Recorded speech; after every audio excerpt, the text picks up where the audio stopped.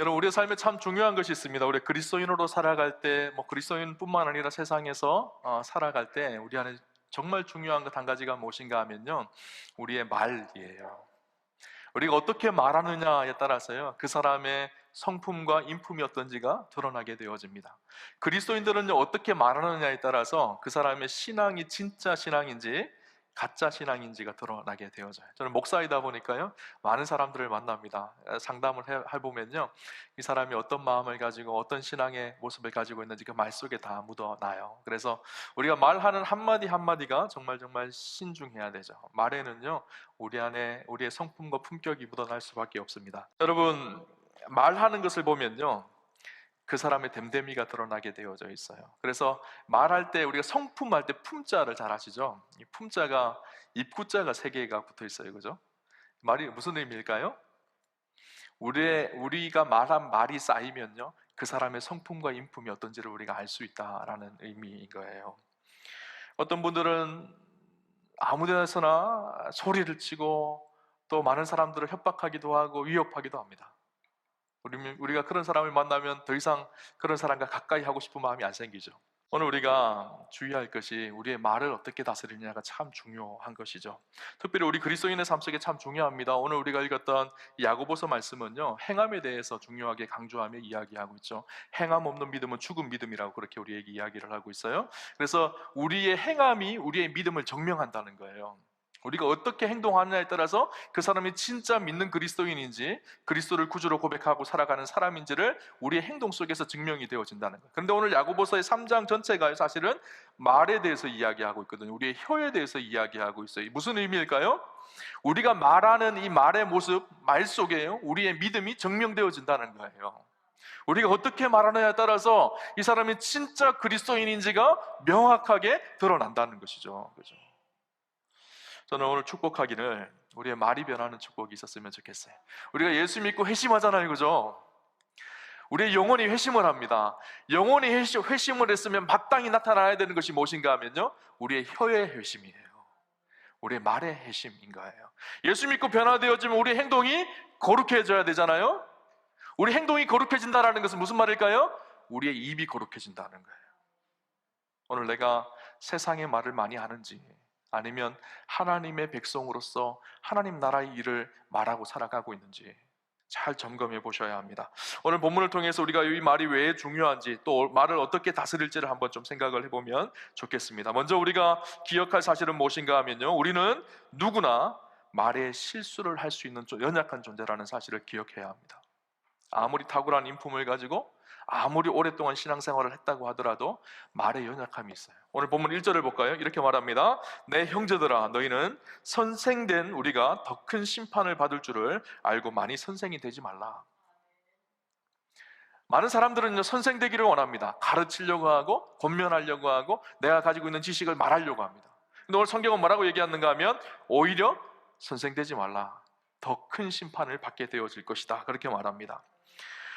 선생이 되는 일은 좋은 일이지만 선생이 되는 일들 속에는요, 마땅한 책임이 따른다라는 거예요. 우리의 몸 중에서 가장 빠른 곳이 어딘지 아세요? 손, 발, 빠르겠지만 가장 빠른 곳이 어딘가 하면 입이에요, 입. 그죠? 우리가 생각하는 것을 여지없이 바로바로 내뱉는 것이 우리 입이거든요. 이 말이 얼마나 빠른가 하면요, 내가 말하는 순간 어느 순간 가서 상대에게 꽂혀져 있어요, 말은. 마치 총을 쏘면요, 우리가 총을 탕 하고 쏘잖아요. 우리는 탕 하는 소리에 총알이 나간다고 생각을 하지만 사실 탕 하는 소리보다 총알이 더 빠르거든요. 탕 하기 전에 이미 총알은 상대에게 꽂혀져 있어요. 말이 그렇습니다. 내가 내뱉는 순간 이미 그 말은 상대에게 꽂혀져 있어요. 총알을 잘못 쏘면 총알을 다시 걷어들일 수가 있을까요? 아니요, 그럴 수가 없죠. 말도 마찬가지입니다. 내뱉었으면요, 그 말을 다시 회복할 수가 없어요. 그래서 누군가에게 꽂혀져서요, 누군가를 상처 주고 누군가를 아프게도 하고 다투게 하기도 하고 분쟁하기도 하는 것이 말입니다. 그래서 말이 실수가 많은 사람들에게 오늘 3절은 뭐라고 얘기하는가 하면요, 이렇게 말합니다. 우리가 말들의 입에 재갈 물리는 것은 우리에게 순종하게 하려고 그 온몸을 제어하는 것이라. 여기서 말은요, 동물, 짐승 말이에요. 동물, 짐승의 말에 입에 재갈을 물리잖아요. 왜 재갈을 물릴까요? 그 말을 통제하기 위해서. 아무리 거센 야생마라고 할지라도요, 재갈이 물려져 있으면 그 말은 통제가 되기 시작합니다. 힘이 세고 거친 말도요, 재갈이 물려져 있으면 어린아이가 그 말을 통제할 수가 있어요. 우리 입술도 마찬가지죠. 우리 입술에 재갈을 물려야 돼요. 어떤 재갈을 물려야 될까요? 말씀의 재갈을 물려야 돼요. 인격의 재갈을 물려야 돼요. 신앙의 재갈을 물려야 합니다. 그래서 우리의 말이 통제되게 해야 돼요. 그죠? 또 말의 두 가지 또 특징이 있는데 무엇인가 하면, 오늘 성경은 뭐라고 얘기하는가 하면, 말은 오늘 우리의 삶의 방향을 결정짓는다고 이야기합니다. 오늘 본문 4절 말씀 우리 같이 한번 읽어보도록 하겠습니다. 4절 말씀 같이 한번 읽겠습니다. 같이 보겠습니다. 또 배를 보라. 그렇게 크고 광풍에 밀려가는 것들을 지극히 작은 키로서 사공의 뜻대로 운행하나니. 큰 배가 있습니다. 큰 배를 어떻게 움직일 수 있을까요? 사공이 움직이는 키로 배를 움직여요. 아무리 큰 항공모함이라고 할지라도 그 앞에 선 사공이 왼쪽으로 틀면요, 그 항공모함이 왼쪽으로 돌아가요. 오른쪽으로 틀면요, 오른쪽으로 돌아갑니다. 그것처럼 우리의 혀가 우리의 인생의 키라는 거예요. 우리 혀가 내뱉는 대로 우리 인생이 끌려간다는 거예요. 늘 부정스럽게 원망스러운 말들을 계속 내뱉으면요, 우리의 삶이 불편하고 부정스럽고 원망할 일들이 일어납니다. 반면에 축복의 말, 생명의 언어를 내뱉기 시작하면요, 우리 인생에 축복의 일들, 생명의 일들이 일어나기 시작해요. 여러분, 가만히 우리의 삶을 들여다보세요. 내 삶이 오늘 이렇게 힘들고 어렵고 우울하고 슬픈 이유가 무엇인가 하면요, 가만히 내 말 속에 있어요. 내가 부정하고 원망스럽고 불편한 일들을 계속 말합니다. 민수기 14장에 보면요, 이스라엘 백성들의 원망의 소리가 나옵니다. 모세를 향하여, 하나님을 향하여 원망합니다. 우리를 왜 광야에 끌어내서 이렇게 마실 물도 없고 먹을 것도 없이 이렇게 우리를 힘들게 하느냐는 거예요. 광야에서 왜 우리를 죽게 만들었느냐는 거예요. 그때 하나님께서 이스라엘 백성들에게 그 원망의 소리를 듣고 뭐라고 말씀하시는가 하면요, 민수기 14장 28절 30절 이렇게 얘기합니다. 그들에게 이르기를, 여호와의 말씀에 내 삶을 두고 맹세하노라. 너희 말이 내 귀에 들린 대로 내가 너희에게 행하리니 너희 시체가 이 광야에서 엎드러질 것이라. 너희 중에서 20세 이상으로 계시된 자, 곧 나를 원망한 자 전부가 여분의 아들 갈렙과 눈의 아들 여호수아 외에는 내가 맹세하여 너희에게 살게 하리라 한 땅에 결단코 들어가지 못하리라. 무슨 말씀이죠? 이스라엘 백성들이 그곳에서 죽겠다 원망의 말을 하니까, 너희가 말한 그것이 내가 들린 대로 너희에게 행할 것이다. 너희가 광야에서 다 죽을 것이다. 그 말씀대로. 반면에 여호수아와 갈렙은 어떻게 얘기했죠? 하나님은 내 가운데 죽겠다가 아니라 살겠다 했거든요. 그러니까 하나님께서 광야에서 살리셔서 약속의 땅 가나안에 들어가게 하시겠다고 그렇게 말씀하고 있는 거예요. 여러분, 말은요, 우리 혀는요, 우리 인생의 키입니다. 그래서 말이 어떻게 하느냐에 따라서 우리 인생이 이끌려가요. 갈보리 선교교회의 강문호 목사님의 간증인데요, 강 목사님이 어머니가 6.25 때 해주에서 피난 오셨어요. 그런데 6.25 때 어떤 일이 일어났는가 하면, 그 방 안에서 폭탄이 터져서 할아버지 할머니가 돌아가셨어요. 그 모습을 그 어머니가 그대로 본 거예요. 근데 그것 때문에 마음에 심장병이 생겼어요. 늘 육신의 연약가에서 그 어머니가 했던 말이 무슨 말인가 하면요, 나는 50을 못 넘길 것 같아. 나는 50세 이상은 못 살 것 같아. 날마다 아들을 했던 말이요, 나는 50세 이상은 못 살 것 같아. 수천 번을 들었대요, 이 목사님이. 한 번은 어머니가 나중에 돌아가시고 나서 이렇게 호적을 정리하면서 호적을 떼는데 깜짝 놀랐다고 해요. 어머니가 돌아가셨을 때가 만 49세 364일 15시간을 살고 돌아가셨다는 거예요. 9시간만 더 살면 50세인데 진짜 50세가 못 살게 돌아가신 거예요. 말이 키가 되어진 거예요. 말대로 되어진 것이죠. 뭐 우연의 사건이라고 말할 수 있겠지 모르겠지만, 우리의 인생의 키가 우리의 말이에요.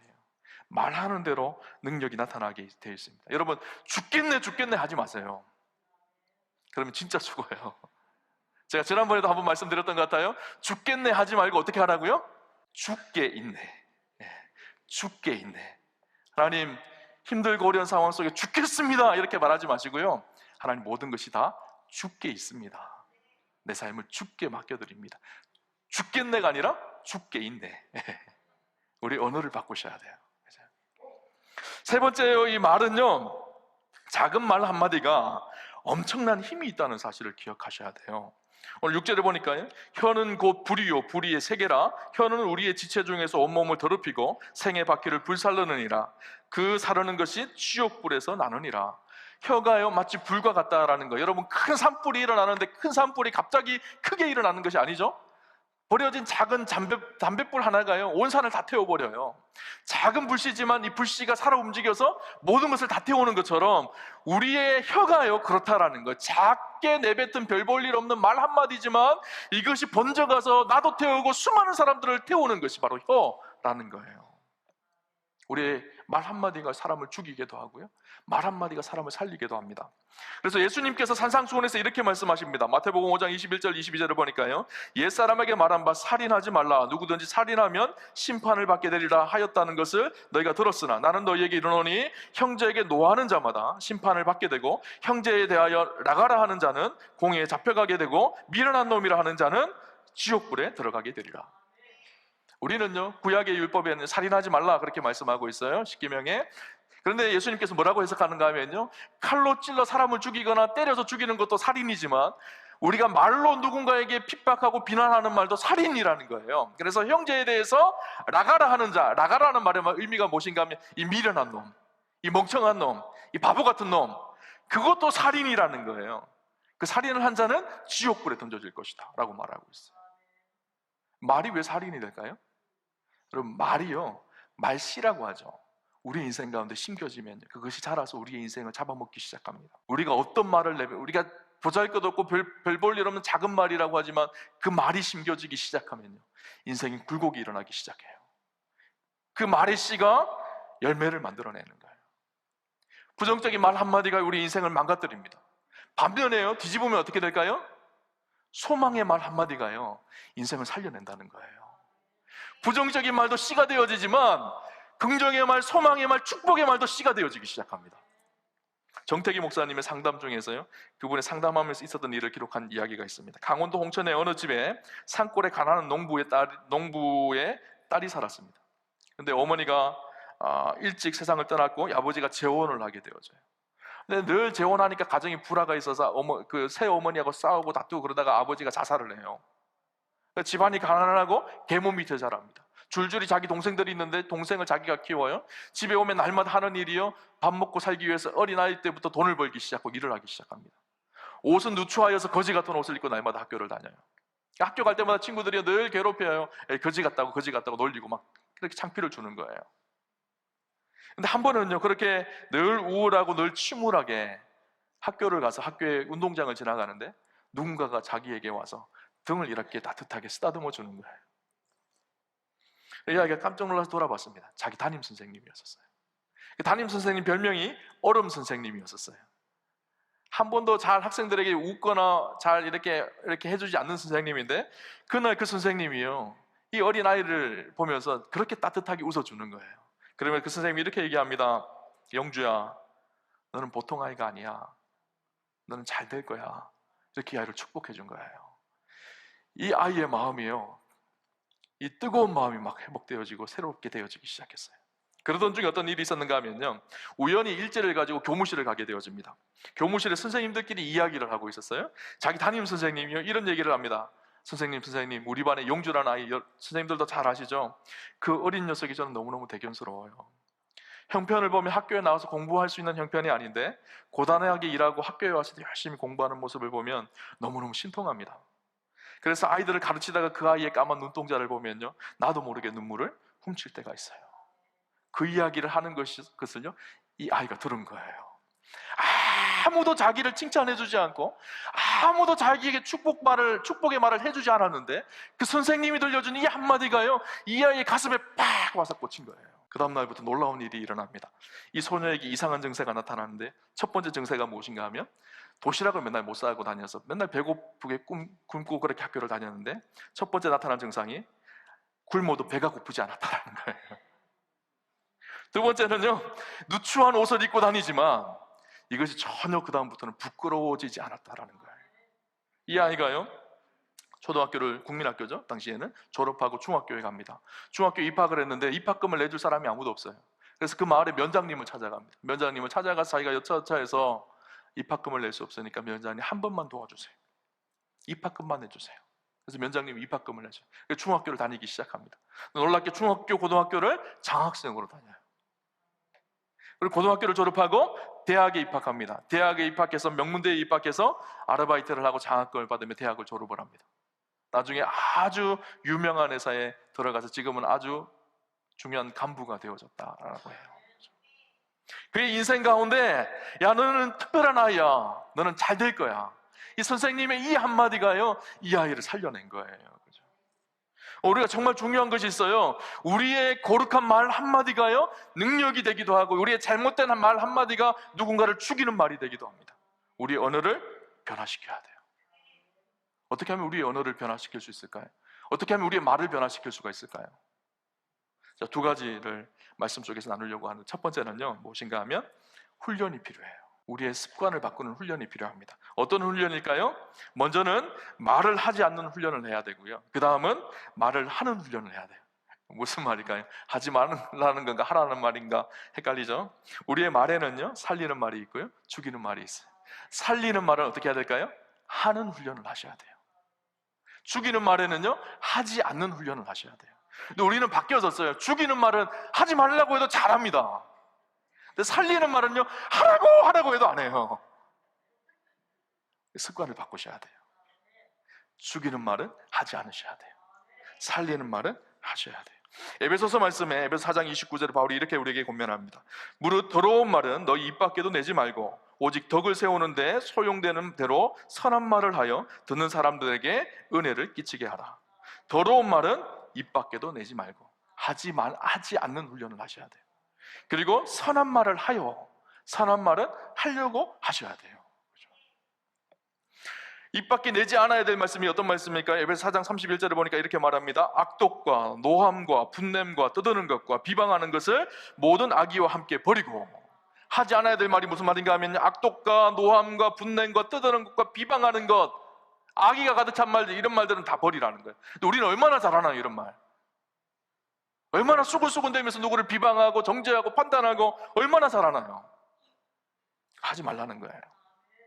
반면에 32절에 보니까 서로 친절하게 하며 불쌍히 여기며 서로 용서하기를 하나님이 그리스도 안에서 너희를 용서함 같이 하라. 하나님께서 우리를 십자가에서 용서함 같이 다른 사람을 용서하고 사랑하는 일을 말로 표현하고 하라는 거예요. 우리는 이건 잘 못해요. 쑥스럽고 또 창피하고 용기가 안 나서 잘 못합니다. 용기를 내셔야 돼요. 하지 않아야 될 말을 하지 않고요, 해야 될 말을 해야 합니다. 이 훈련을 지속적으로 해야 돼요. 그죠? 우리는 때때로 그럴 때가 있어요. 우리의 명분을 내세우고 옳은 말이라고 생각하고 누구를 지적하고 화내고 분을 낼 때가 많습니다. 그렇게 화를 내고 분을 내면서 나는 옳다고 생각합니다. 나는 정의를 행했다고 그렇게 말합니다. 근데 여러분, 옳은 말을 할 때도요, 참 주의할 것이 두 개 있어요. 옳은 말을 한다고 하지만 그 속에 우리의 감정과 우리의 화와 우리의 분노가 담겨져 있으면 결코 옳은 말이 아니에요. 그래서 옳은 말을 할 때 누군가의 잘못에 대해서 이 이야기는 분명히 해야 된다는 생각이 들 때는 두 가지를 생각하셔야 돼요. 첫 번째는 무엇인가 하면요, 내가 그 사람에게 이 말을 해줄 수 있는 권위가 있는지를 생각하셔야 돼요. 권위 없는 말은요, 아무리 달게 들어도 듣지 않습니다. 가정에서 아버지는요, 자녀들에게 말해야 될 권위가 있어요. 영적인 하나님이 주신 권위가 있습니다. 그 권위로 가르쳐야 돼요. 잘못에 대해서 이야기를 해야 돼요. 교회도 마찬가지입니다. 교회도 하나님께서 영적인 공동체 안에 목회자들을 통해서 권면할 수 있는 권위를 주셨어요. 당회 안에 권면할 수 있는 권위를 주셨어요. 권위를 잘 사용을 해야 되죠. 근데 권위가 있다고 해서 무조건 말하는 것이 아니에요. 권위와 함께 있어야 되는 것이 무엇인가 하면요, 사랑이에요. 사랑이 없는 권위는요, 누군가를 파괴할 수도 있습니다. 권위와 사랑이 함께 있어야 돼요. 그래서 내가 이 말을 하지만 이 말이 정말 내가 사랑의 바탕에 있는지를 확인하셔야 돼요. 우리 예수님이 그러셨거든요. 예수님은 권위로 말씀하셨어요. 그렇지만 그 말씀 속에는 반드시 사랑이 존재되어져 있었어요. 오늘 우리의 말 속에 내가 권위 안에서 사랑으로 말하는지를 잘 보셔야 합니다. 그때 그 말에 능력이 나타나기 시작하는 거예요. 여러분, 그래서 옳다고 정의롭다고 함부로 말하는 것, 그때는 말을 숨기는 훈련을 하셔야 돼요. 또 말을 하는 훈련을 해야 되죠. 덕을 위해서 누군가를 칭찬하고 축복하는 말을 자꾸 하셔야 돼요. 우리는 잘 못하거든요. 오늘날 많은 사람들이 우울증에 걸리는 이유 한 가지가 무엇인가 하면요, 칭찬을 받지 못해서예요. 자꾸 원망하고 불평하는 말만 듣거든요. 한 사람이요, 하루 동안 부정적이고 원망과 불평의 말을 평균적으로 몇 번 듣는지 아세요? 통계자를 보니까 19번에서 20번 정도 듣는데요. 오늘 하루를 살면요, 그냥 우리의 귀에 들리는 것이 부정적인 말이 한 19번에서 20번 정도 돼요. 그러면 긍정의 말, 축복의 말, 칭찬의 말은 몇 번 듣는지 아세요? 4번 듣는다고 합니다. 20번은 불편한 말만 듣는 거예요. 4번은 긍정적인 말을 듣는데, 그런데 놀라운 사실은 무엇인가 하면 이 부정의 말, 불평과 원망의 말이 한 번 치유되어지려면 긍정의 말을 4번 들어야지 한 번 치유되어진다는 거예요. 그러니까 20번 불편한 말을 들었으면요, 4번의 긍정의 말을 들으면 나머지 19개는 우리의 마음속에 쌓여져 있다는 거예요. 오늘 우리의 언어를 잘 확인해 보셔야 합니다. 여러분, 칭찬하고 축복하는 것은요, 우리가 마땅히 해야 될 일이에요. 왜 그럴까요? 칭찬하고 축복하면요, 축복을 받는 사람들도 복이지만 칭찬하고 축복하는 사람들에게도 복이거든요. 마태복음 10장 12절 13절에 보면 이렇게 말씀합니다. 또 그 집에 들어가면서 평안하기를 빌라. 그 집이 이에 합당하면 너희 빈 평안이 거기 임할 것이요, 만일 합당하지 아니하면 그 평안이 너희에게 돌아올 것이라. 너희가 평안과 축복을 빌었는데 그 집이 이 평안과 축복을 받기에 합당하면 그 집에 평안과 축복이 임할 것이고, 그들이 거절하면 그 빈 평안이 어디로 온다고요? 자기에게로 온다는 거예요. 여러분, 우리가 흔히 그런 얘기하죠. 손가락질해서 이렇게 누군가를 가리키면 이 하나는 상대를 가르치면, 하지만 나머지 3개는 누구를 가리킬까요? 나를 가리켜요. 내가 불평하면 하나는 그 사람에게 가지만 나머지 3개는 자기에게 오는 거예요. 축복을 빌어주면 하나는 그 사람에게 가지만 나머지 3개는 자기에게 오는 거예요. 사실은 축복과 평안함을 빌어주는 것은요, 상대를 복되게 하는 일이지만 자기 자신을 복되게 하는 일이에요. 내가 말하는 것을 가장 먼저 듣는 사람이 누굴까요? 나 자신이거든요. 여러분, 우리가요, 언어의 훈련을 하셔야 됩니다. 침묵하는 훈련, 말하는 훈련. 침묵해야 될 때는 침묵하고 말할 때는 말하는 훈련. 또 한 가지는요, 매일 그렇게 훈련을 해야 되지만 우리 안에는 연약함이 있어요.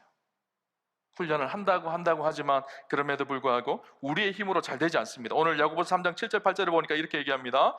여러 종류의 짐승과 새와 벌레와 바다의 생물은 다 사람이 길들일 수 있고 길들여 왔거니와 혀는 능히 길들일 사람이 없나니 쉬지 아니하는 악이요 죽이는 독이 가득한 것이라. 사람들이 짐승을 잘 길들이지만 자기 혀는 못 길들인다는 거예요. 우리가 노력하지만 잘 되지 않는 부분이 있습니다. 그렇기 때문에 정말 중요한 것이 있어요. 성령님께 우리 입술을 맡기는 거예요. 하나님, 내 입술을 주님께 맡겨드립니다. 내 입술을 다스려 주십시오. 시편 141편 3절에 보면 다윗이 이런 기도를 합니다. 여호와여, 내 입술에 파수꾼을 세우시고 내 입술의 문을 지키소서. 하나님, 내 입술에 하나님께서 파수꾼을 세워주셔서 하나님께서 내 입술을 지켜주십시오. 이것이 다윗의 기도였었어요. 다윗이 왕이었잖아요. 얼마나 많은 재판을 하고 얼마나 많은 사람들을 만납니까? 얼마나 많은 말을 했겠어요. 그러니까 다윗의 늘 아침마다 드려지는 기도가요, 하나님, 내 입술에 파수꾼을 세워주시고 내 입술을 지켜주십시오. 이것이 다윗의 기도였었어요. 여러분, 하루를 시작하면서 어떤 기도를 하셔야 될까요? 하나님, 오늘 하루 내 입술을 지켜주십시오. 내 입술에 하나님 파수꾼을 세워주십시오. 아침에 일어나면 어떤 기도 하시나요? 민족 복음화를 위해서, 세계의 평화를 위해서 기도하시나요? 물론 기도하셔야 되죠. 그런데요, 내 입술을 지켜야지 세계 평화가 이루어집니다. 먼저 우리 가정의 평화 어디서 이루어질까요? 내 입술을 지켜야지. 우리 교회의 평화 어디서 이루어질까요? 내 입술을 지켜야지. 내 입술을 지켜야지요, 이 세상이 평안해지고 평화가 일어나는 거예요. 좋은 가정은 어떤 가정일까요? 칭찬과 축복이 있는 가정. 지옥 같은 가정은 어떤 가정일까요? 원망과 불평이 가득한 가정. 좋은 교회는 어떤 교회일까요? 칭찬과 축복이 있는 교회. 나쁜 교회는 어떤 교회일까요? 원망하고 불평하고 싸우는 교회. 그것은 교회이지만 교회가 아닙니다. 지옥입니다. 저는 우리 오암교회가요, 좋은 교회가 되었으면 좋겠어요. 서로가 칭찬하고 격려하고 서로를 세워주는, 우리 입술에 파수꾼을 세워서 하나님의 은혜가 날마다 증거되어지고 축복의 말들만 흘러나오는 생명의 언어가 있는 그런 축복이 있었으면 좋겠습니다. 저는 여러분의 가정이요, 5월달이잖아요. 가정의 달이잖아요. 천국 되는 가정 되셨으면 좋겠어요. 어떻게 될까요? 우리의 말을 지킬 때, 우리의 말 속에 생명의 언어가 흘러나오기 시작할 때 우리의 가정이요, 천국이 되어집니다. 로버트 란츠라는 사람이 이런 말을 했습니다. 우리가 날마다 뱉는 말들이 책으로 출판되지 않을지라도 말세에 하나님 앞에 섰을 때 내가 한 말들에 대해 반드시 책임을 지게 될 것입니다. 우리가 말한 것이 다 기록되지는 않습니다. 이 세상에서는. 그러나 하나님 나라에는 다 기록되어져 있다는 거예요. 그 말한 대로 우리가 하나님 앞에 책망받을 수 있다는 거예요. 오늘 우리의 말을 지키고 우리의 말을 통해서 살리는 언어가 넘쳐나는 그런 축복과 은혜가 저와 여러분 가운데 있으시기를 주님 이름으로 축원합니다. 하나님의 백성은요, 하나님 백성답게 살아가는 사람들이 우리의 행동을 통해서, 우리의 말을 통해서 언어를 훈련합시다. 그리고 우리의 입술에 파수꾼을 하나님 세워주십시오. 그렇게 기도하며 하나님의 은혜를 구하며 살아가는, 그래서 저와 여러분의 삶 속에 하나님의 영광이 풍성하게 드러나는 축복과 은혜가 있으시기를 주님 이름으로 축원합니다.